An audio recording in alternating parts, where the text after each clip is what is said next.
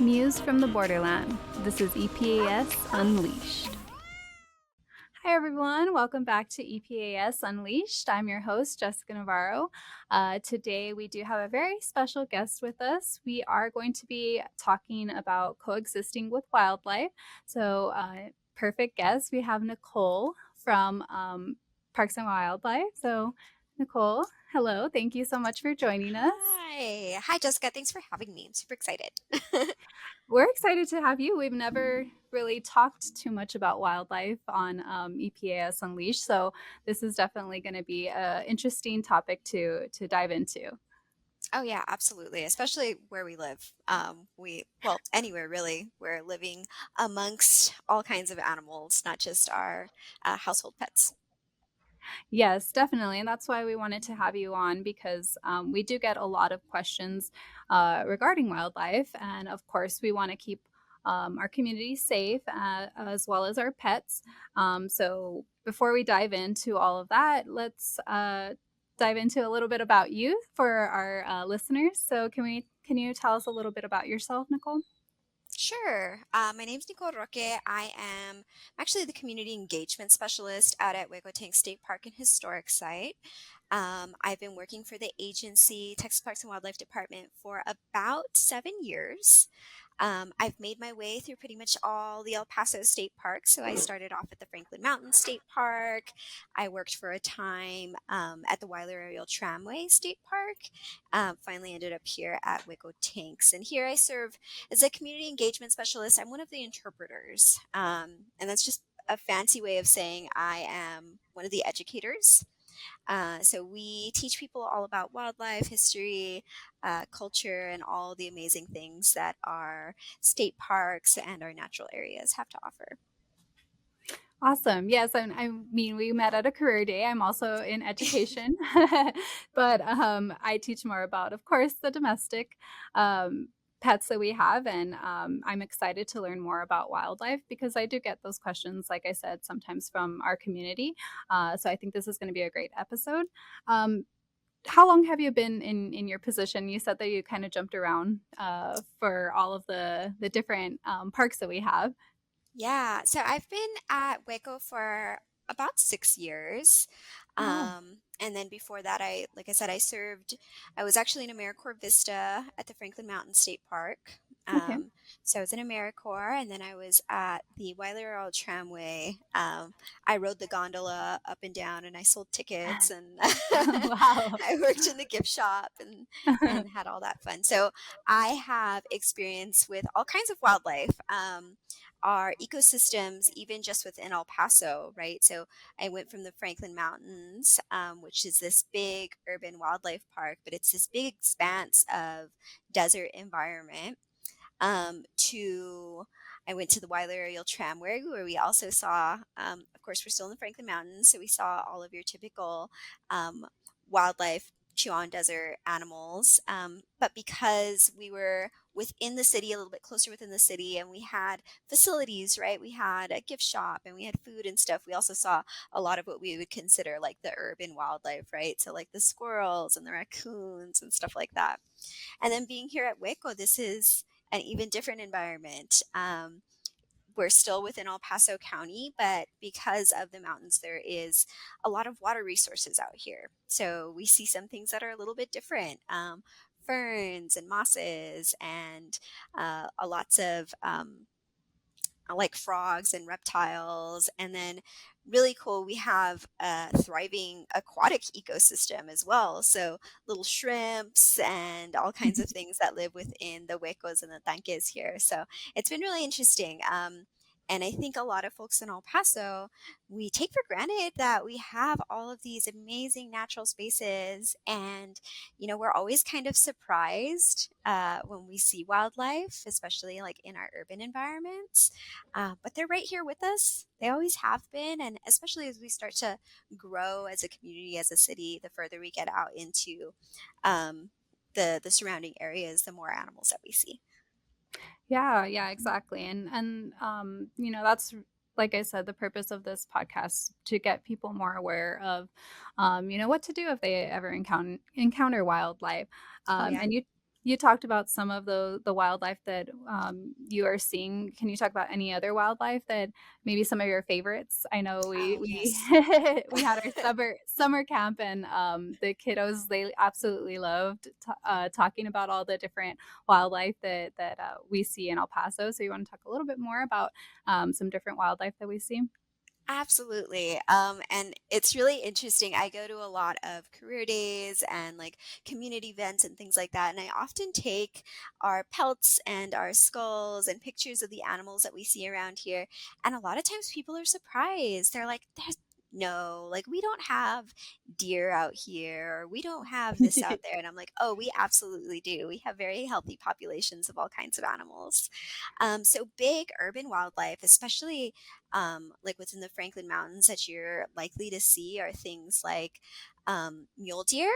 We see a lot of Mhm. mule deer. I see a lot of pictures online of people posting the mule deer in their area. You might see things like foxes, raccoons, of course, lots of little rabbits. We have two very common species of rabbits, types of rabbits. We've got the little cottontails, which are really common. And then you might see things like jackrabbits, which are those like bigger, longer rabbits. Really exciting things too. Texas Parks and Wildlife is working at bringing some bighorn sheep into the Franklin Mountains. So you might be able to see some bighorn sheep that'll be reintroduced. The Franklin Mountains will serve as sort of a breeding point for reestablishing populations across Texas, which is really, really awesome. Oh, wow, that's So people amazing. can, yeah, I mean, people might be able to see some bighorn very soon. And if not, you'll see lots of pictures online from us. So we've got those big mammals that are pretty common to see. And then sometimes, you get a little treat. My favorite animal out here is I am a self-proclaimed cat lady, so my favorite animal is bobcats. Mhm, So every once in a while, we see bobcats. I see them more often here at Hueco, and our staff and our volunteers see bobcats quite often. They are so fun. They're very elusive, and they are very good at camouflaging within the environment. So when you see one, it's just so so so exciting, and they're a lot smaller than people think. They're about the size of a medium-sized dog-ish. They've got that little tiny bobtail, which is really adorable, tufted ears, and they're spotted. They're really, really beautiful cats. And so whenever I show people bobcat skulls or pelts or whatever, they're like, their automatic response is like, "Oh, it's a cheetah," or it's, some yeah, sort of big cat. And I'm like, "No, we have cats here in El Paso." We do have populations of mountain lions. Those aren't as common to see, mhm, but every once in a while, especially during drought seasons, we might get a lion that comes down from the mountains. But for the most part, they are, again, very elusive animals. mhm. Other animals that are really exciting. Oh, of course, we have coyotes. Coyotes are another one that people commonly see within neighborhoods, or, when you're driving down the highways through the desert areas, you might see coyotes and things like that. And then, of course, we have all of our amazing reptiles. There are 5 species of rattlesnakes in the El Oh, Paso area, lots and lots of lizards, mhm. and all those fun things too. So I would say my favorite reptile is a horned lizard. Horned Oh, lizards are actually threatened in Texas. They're a threatened species, but we have a very, very healthy population in El Paso and in Hueco Tanks, especially. Every year, we not only see the very well known Texas horned lizard, but we also see round-tailed horned lizards, which are less common, and they're so cute, especially when they're just fresh hatchlings. They're about the size of maybe like a quarter. Um, Adorable. They're really exciting to see. wow, I didn't know that's small. Yeah, they can be very small. They're super cute. That's amazing. Um, and of course, you kind of said that, when there's drought season or for whatever the reason, sometimes we might encounter wildlife. What are some precautions for the community to take if they do encounter wildlife? Absolutely. So, especially, within like our homes, in our urban environments, there are things that we can do to make sure that we are not making our yards and our, houses attractive to wildlife. So, when wildlife is coming out into our spaces, they're attracted by something. So things like when you leave out pet food, for instance, dog food or cat food, um, wildlife might be attracted to that. Water sources as well. So if you're leaving out, dog bowls and, standing water, that might be something that they're attracted to. Trash as well. One of the big things is with raccoons or skunks. Even a lot of people think of them as like these trash pandas, and they don't want it. They don't want to be trash pandas. They don't want to. I'm Yeah. sure they would much rather have other things. Yeah. But it's what's convenient, right? If there is an open trash can or, food laying about and it's easy for them, they're opportunists. They are going to go straight for that easy meal. So, things that we can do as people is definitely just make sure that we're not making our homes attracted to some of those animals that we don't want in our yards, especially if we have like pets and things like that. And then, Yeah. as just like a precaution, always animals as cute as they can be, raccoons are adorable, foxes are really cute. They're wild animals. And we never want to approach an animal or corner an animal, anything like that. Um, so we just want to make sure that we are giving them their distance. We use a lot of ways to try and help people see wildlife at a safely. So of course, if there's like babies or if they feel trapped, that can always be dangerous. We also tell people to use what we call the rule of thumb. So if you see an animal, the way that you can tell if you're too close is if you cover one eye and then you put your thumb out. If I can see the animal behind my thumb, I am too close. So the bigger the animal, of course, the further you have to be back. So that's a really great way if you're like wildlife watching or if you happen to see something. Um, Use that rule of thumb to decide how far you need to be from that animal. Yeah, literally the rule of thumb. It's the rule of thumb. Yeah. Yeah. And And it's a I great one to teach kids. yeah, yeah, and actually, I learned that from you from the career day, and now I use it whenever the kiddos ask me anything about wildlife. I'm like, "Okay, Mhm. we're gonna learn what Nicole taught me." And if for whatever reason, maybe the wildlife is injured or possibly like looking sick, what should the community do? Oh, absolutely. So we have great resources. So if you see injured wildlife, contact your local game warden. And so those contacts are really readily available online. If you just, you can even just Google game wardens. And there's a little page that'll pop up on the TPWD website. It has you put in your zip code and it'll pop up the list of game wardens in our area. And so we have two game wardens that serve El Paso. And they're really great. So you can give them their phone numbers are listed there. Give them a call, let them know what you're seeing, and they can usually make it out there, or they can point you in another direction. So if it's potentially an injured animal, perhaps a raptor or something smaller, we do have wildlife rehabilitators in the area as well. And so they can help get you in contact with one of those. What you don't want to do is ever try and approach an animal that looks injured or sick. You never want to try and trap it or anything like that. Just call someone who knows what they're dealing with, and they can help you out. Yeah, so I know, like you mentioned, some of the wildlife looks so so cute, and I know people want to, especially maybe kiddos. They want to help them, but the best way to help them is leave it to the professionals, because you could hurt this animal further, and that would be the best thing to do is just let like you said, the professionals do their job and help those animals out. Um, and then we kind of talked a little bit about making our house in our areas not attractive to wildlife. And keeping pets safe, that's something that is going to keep our pets safe, because if wildlife is coming into our yards, they could potentially harm our pets. Here in this area, I know that the top carriers of rabies are the skunks, raccoons, bats, um, coyotes, and foxes. So, can we talk a little bit about those animals and how important it is to stay away from them?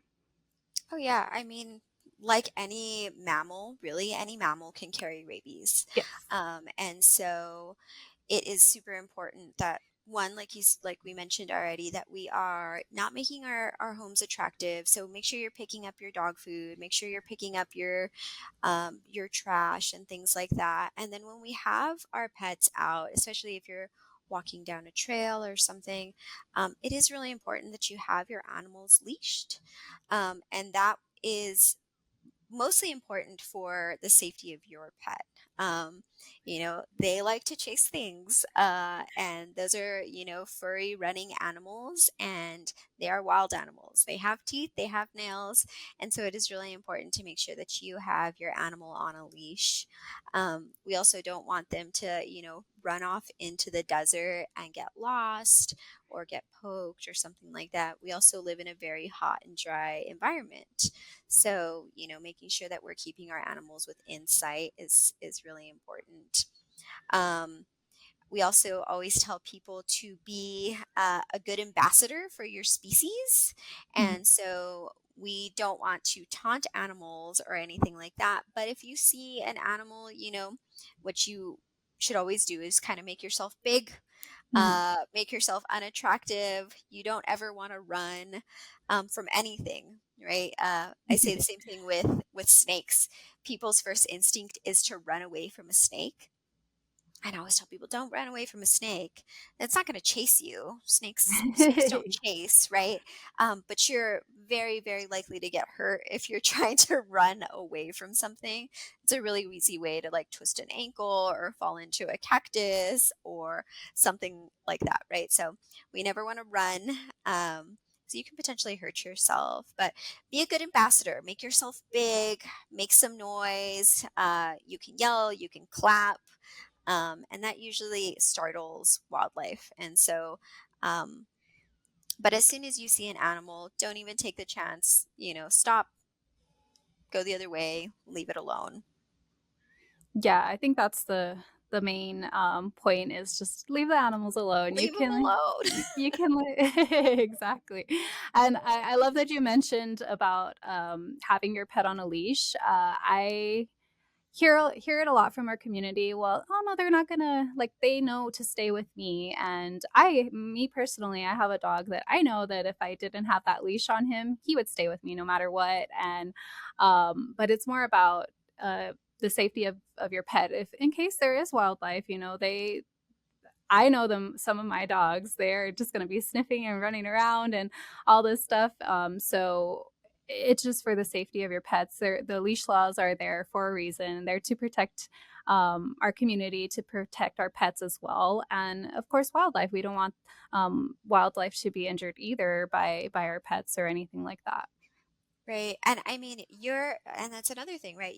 Your dog or your pet may be very well behaved and very predictable, but our wildlife is not. So, having them on a leash and making sure that we can control and move and walk away from an animal, um, it will keep you and your pet safe as well. Yes, yes, definitely. And recently, I don't know if you heard about this, but there was a case of rabies that actually came from Texas. For some puppies were transported to, I believe, in Colorado, and one of them came back positive, and I believe, another one came out positive as well. So unfortunately, this whole litter of puppies was probably exposed to a wildlife, is what they're thinking, that there was maybe a skunk involved. But that's why it's super important to have your pets on a leash, to always be in control of that leash, and making sure that your pets aren't going around because you'd never know what they can get into. In the case, I believe the skunk was already deceased, and these puppies, you know, somehow came across it, and so it's really unfortunate. Of course, we never want our pets to encounter wildlife and have something like that happen.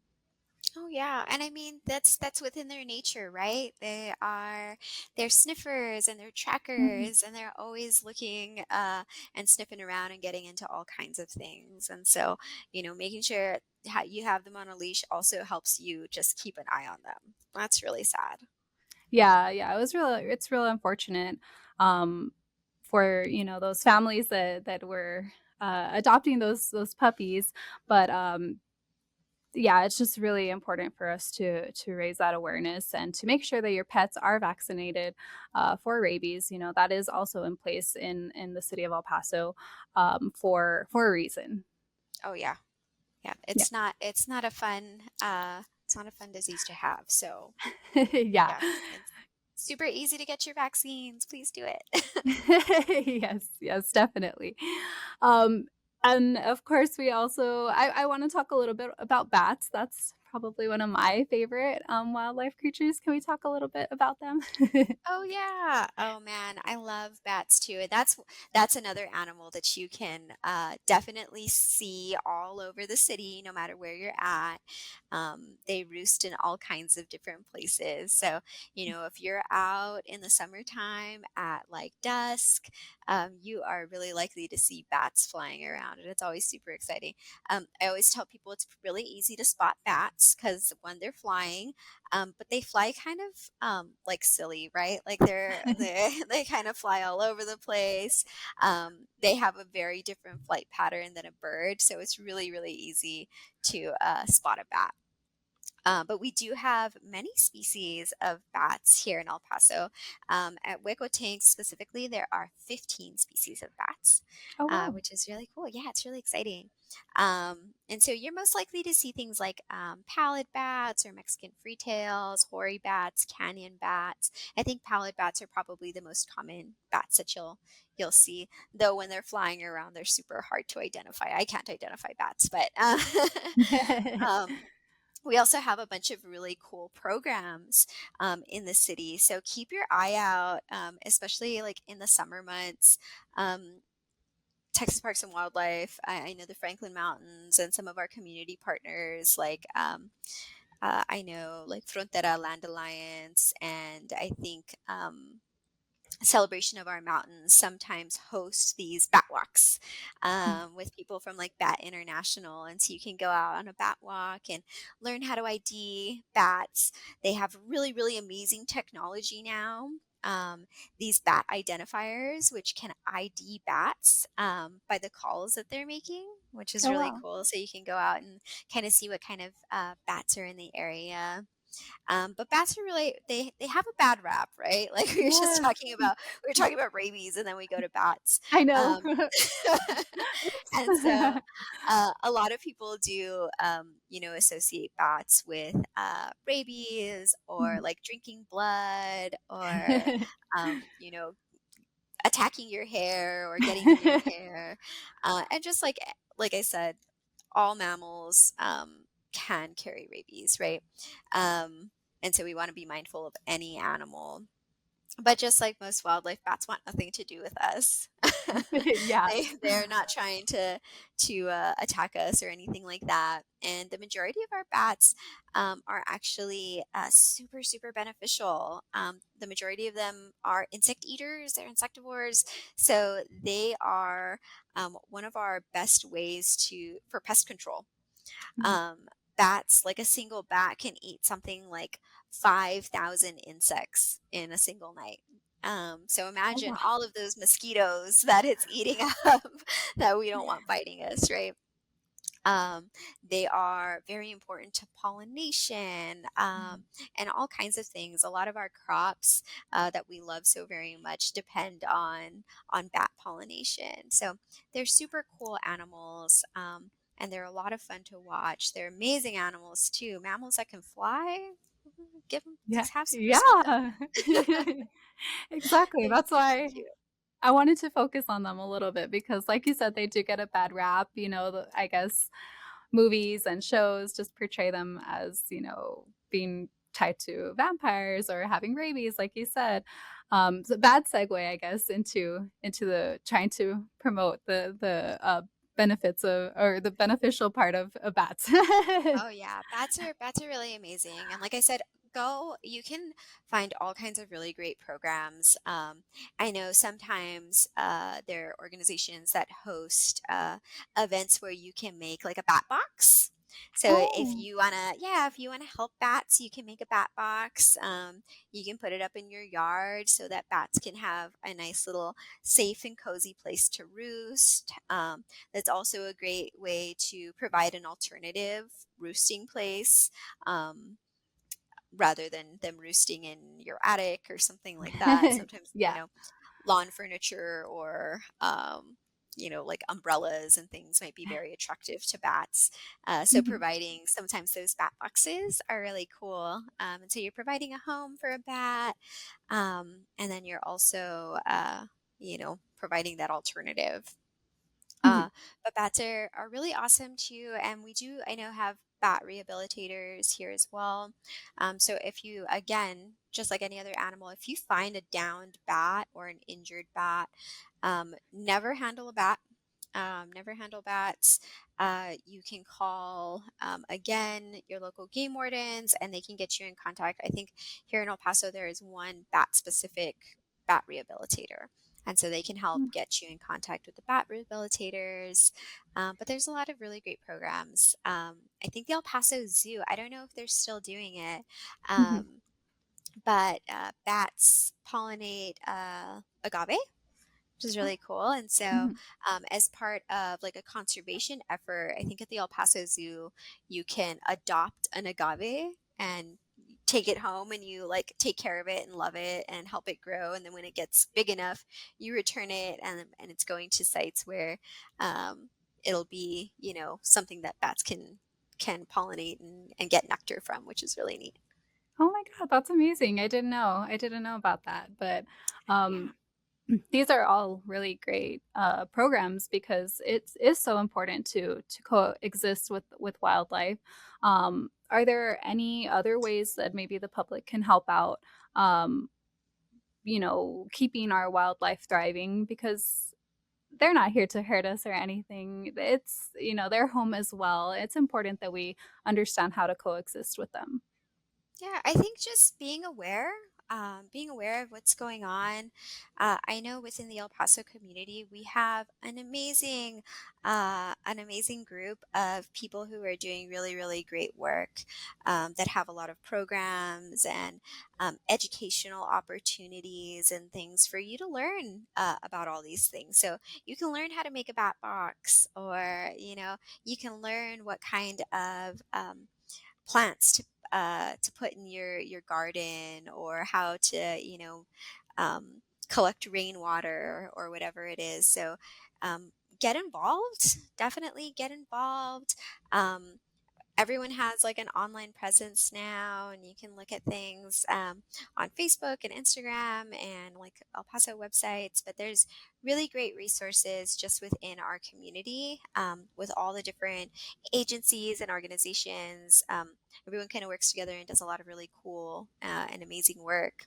But just kind of knowing what's going on, especially, as our city starts to grow, understanding what proposed projects are coming up, is there anything that could be affecting like our wild spaces, supporting your national parks, your state parks, your public lands are also really great too. Here in Texas, we public land or private land is something like 90%. 90% of our land in Texas is privately owned, Oh, which wow. leaves, I know, isn't that wild? And so That's that's with places like Big Bend, like it's yeah. really, really giant um, public space. But so, supporting those places, supporting your public, your parks and your national parks, and all of those places is also, I think, really important. And then just doing all of those things that we talked about, right? Being mindful of wildlife, being an advocate for them because they can't always advocate for themselves. Yeah, definitely.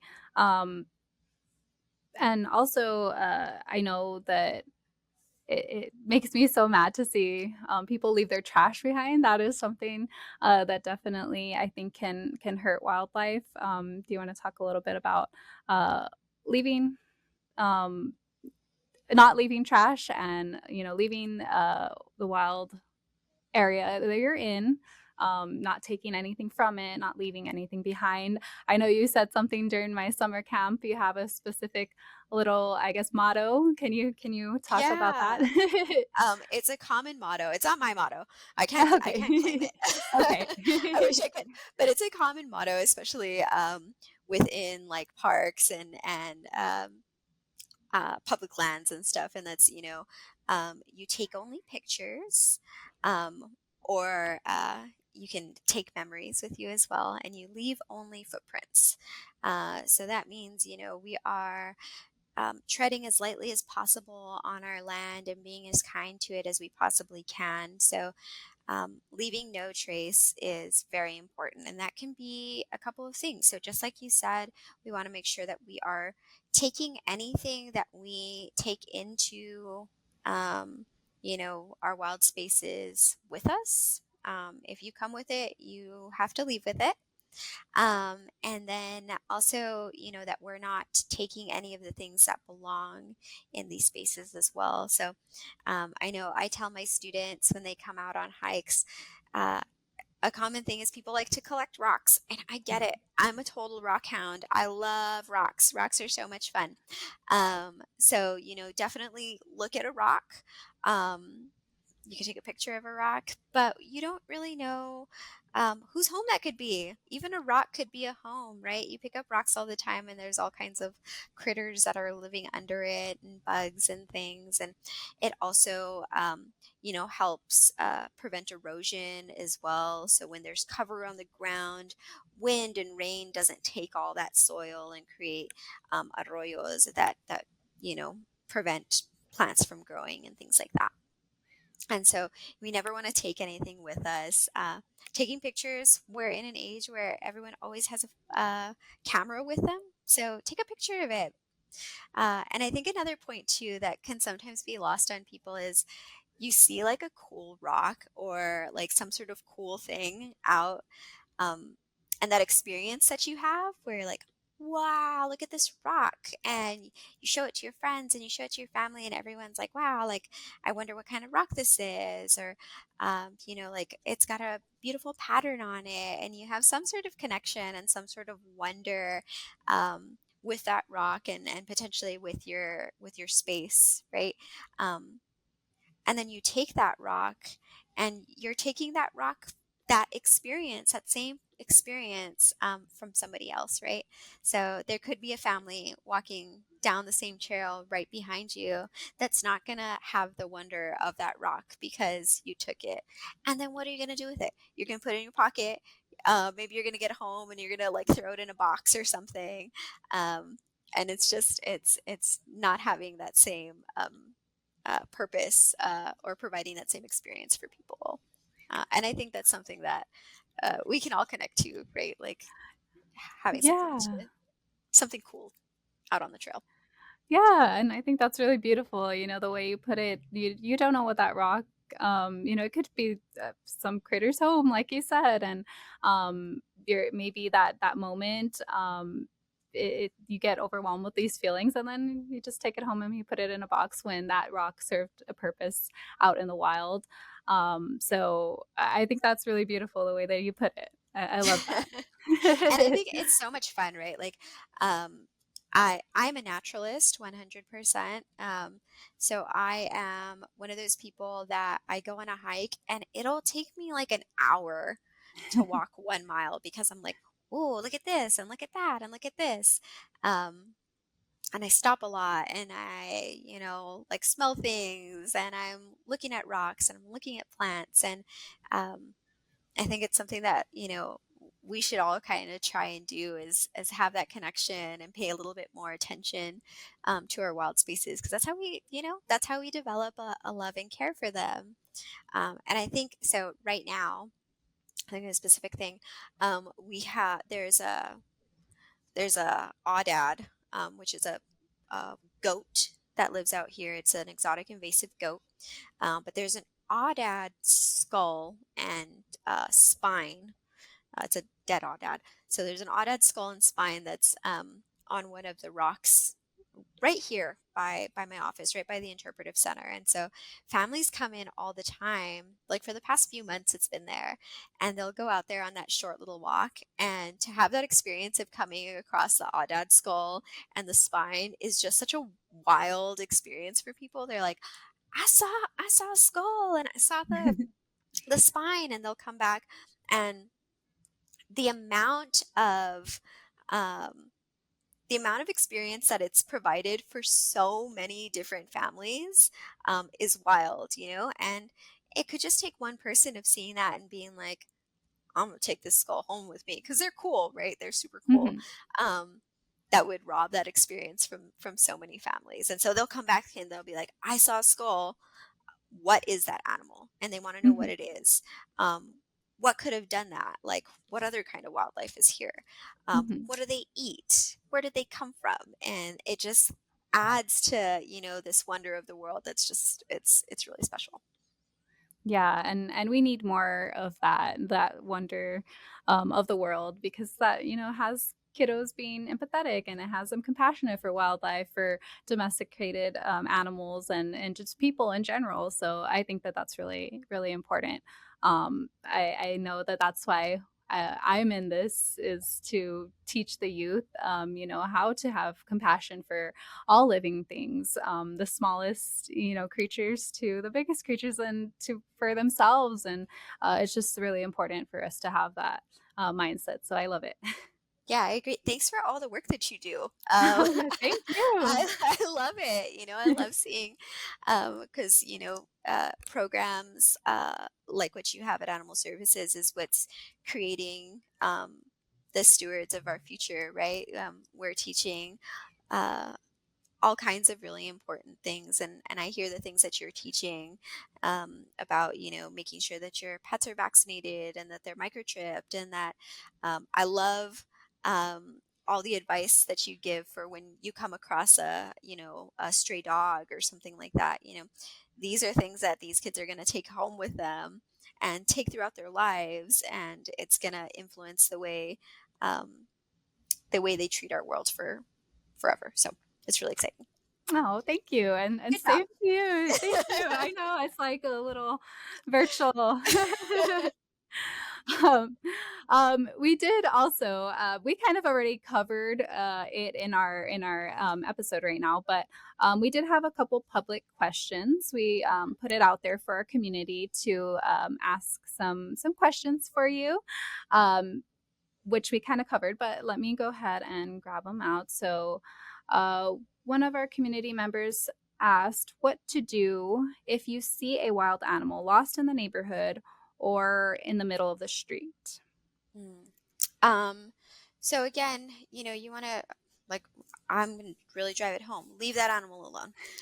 Leave it alone. But if it is in an area that could be harmful to the community, harmful to the animal, call your game wardens. I think you can even call animal services, Yes. right? Yeah, Mhm. call Yes. animal services. Call your game wardens, um, and they can decide the best course of action. But please don't ever try to approach anything, or trap it or try and catch it. Um, you know, and then also, a lot of animals we don't realize live within our communities. Foxes is one that I get all the time where they're like, I saw foxes on my doorbell camera, or I saw a fox walking along my rock wall or something. And you might think that they're lost, but they're probably not. they have grown to live amongst us.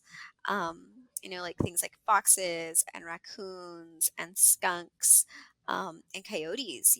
Coyotes are one of the most well adapted animals that live in pretty much every single urban environment. Some of the biggest, well, the biggest cities in the US have populations of coyotes.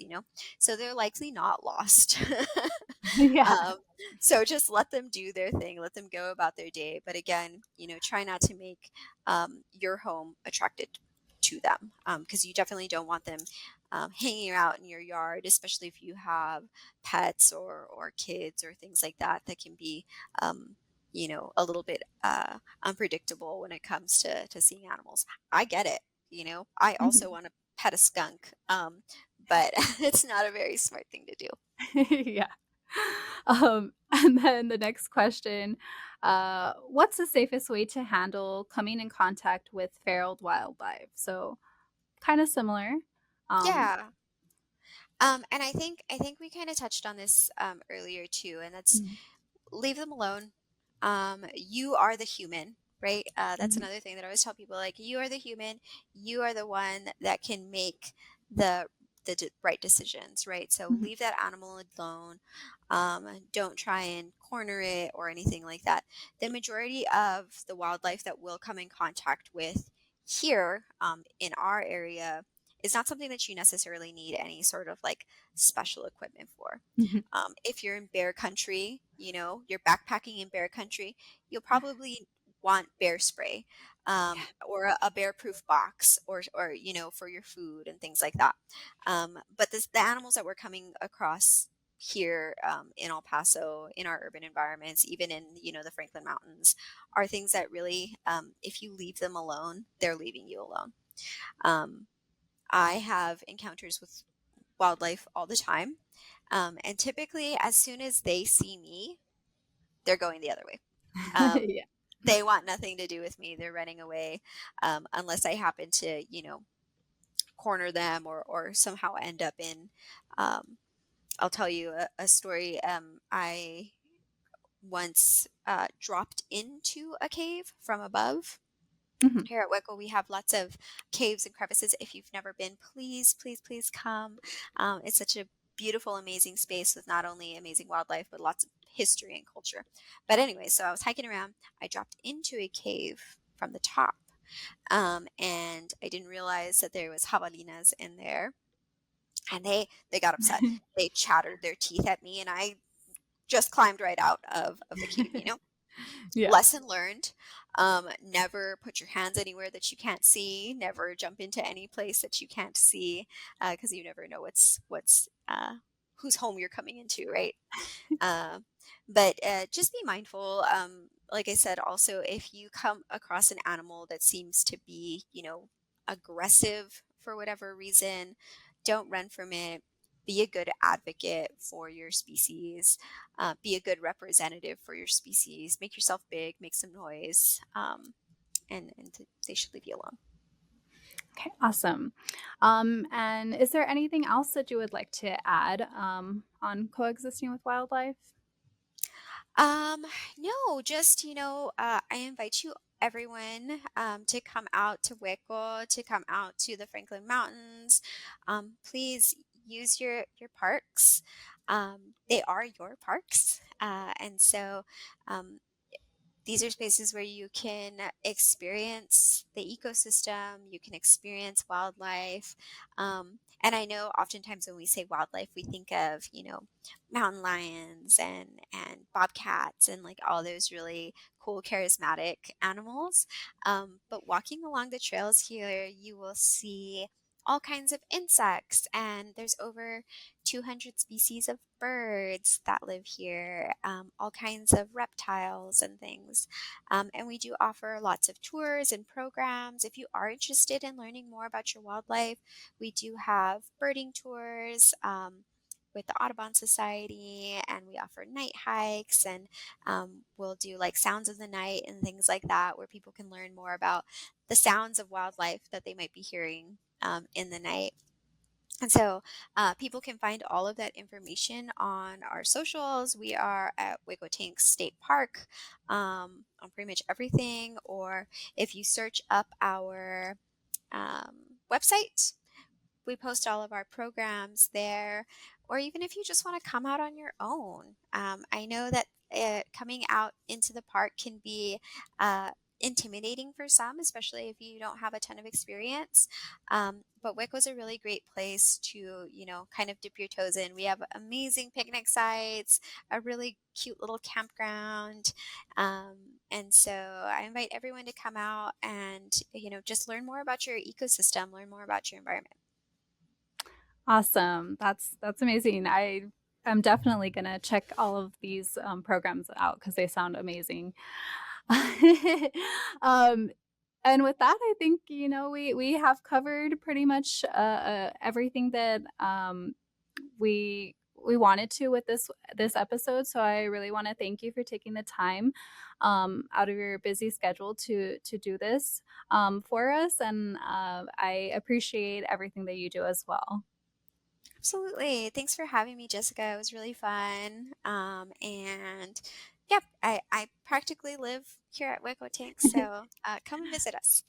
Yes, definitely. Go visit Nicole. She has some amazing knowledge, and I learn a lot from you every time we see each other. So I appreciate Thank you. you again.